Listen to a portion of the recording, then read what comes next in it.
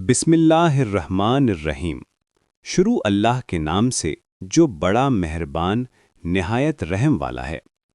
आज हम कुरान की एक ऐसी सूरत के बारे में बात करेंगे जो अल्लाह की रहमत और मोहब्बत का सबसे खूबसूरत इजहार है। सूरतुर रहमान, जिसका मतलब है बहुत मेहरबान। ये मक्की सूरत है और इसमें कुल 78 आयात हैं। ये सूरत एक ऐसे अंदाज में हमसे बात करती है जो सीधा दिल में उतर जाता है। सूरत का आगाज ही अल्लाह के नाम अर्रहमान से होता है। पहली 4 आयात में फरमाया गया कि रहमान ने कुरान सिखाया, इंसान को पैदा किया और उसे बोलना सिखाया। सोचें, अल्लाह ने अपनी सबसे बड़ी नेमत यानी कुरान की तालीम का जिक्र इंसान की तख्लीक से भी पहले किया। ये इस बात की निशानी है कि हमारी ज़िंदगी का असल मकसद इसी हिदायत को समझना और इस पर अमल करना है। और फिर हमें बयान की यानी बोलने और समझाने की सलाहियत दी जो हमें बाकी मखलूक़ात से मुमताज़ करती है। इसके बाद आयत 5 से 9 में अल्लाह कायनात के परफेक्ट सिस्टम की तरफ हमारी तवज्जो दिलाता है। सूरज और चांद सब एक हिसाब से चल रहे हैं। सितारे और दरख्त सब उसी को सजदा करते हैं। इसने आसमान को बुलंद किया और एक मीज़ान यानी एक बैलेंस कायम किया और हमें हुक्म दिया कि इंसाफ के साथ तोलो और नाप तोल में कमी ना करो।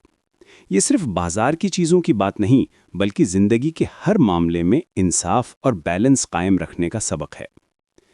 फिर आयत 10 से 25 में अल्लाह अपनी उन नेमतों का जिक्र करता है जो उसने ज़मीन पर हमारे लिए पैदा की हैं। ये ज़मीन जो तमाम मखलूक के लिए बिछाई गई है। इसमें तरह तरह के फल हैं, ख़ास तौर पर खजूर के बागात हैं। फिर अनाज है जिसके साथ भूसा भी होता है और खुशबूदार फूल और पौधे हैं। अल्लाह ने इंसान को ठीकरी जैसी मिट्टी से और जिन्नात को आग के शोले से पैदा किया। फिर वो समंदरों का जिक्र करता है जिनसे मोती और मूंगे निकलते हैं। और वो बड़े बड़े जहाज़ जो समंदर में पहाड़ों की तरह चलते हैं, ये सब उसी की निशानियां हैं। और इन तमाम नेमतों का जिक्र करने के बाद अल्लाह इंसानों और जिन्नों दोनों से एक ही सवाल बार बार पूछता है। एक ऐसा सवाल जो इस सूरत में 31 बार दोहराया गया है। फ़बिअय्यि आलाइ रब्बिकुमा तुकज़्ज़िबान, तो तुम अपने रब की कौन कौन सी नेमतों को झुटलाओगे।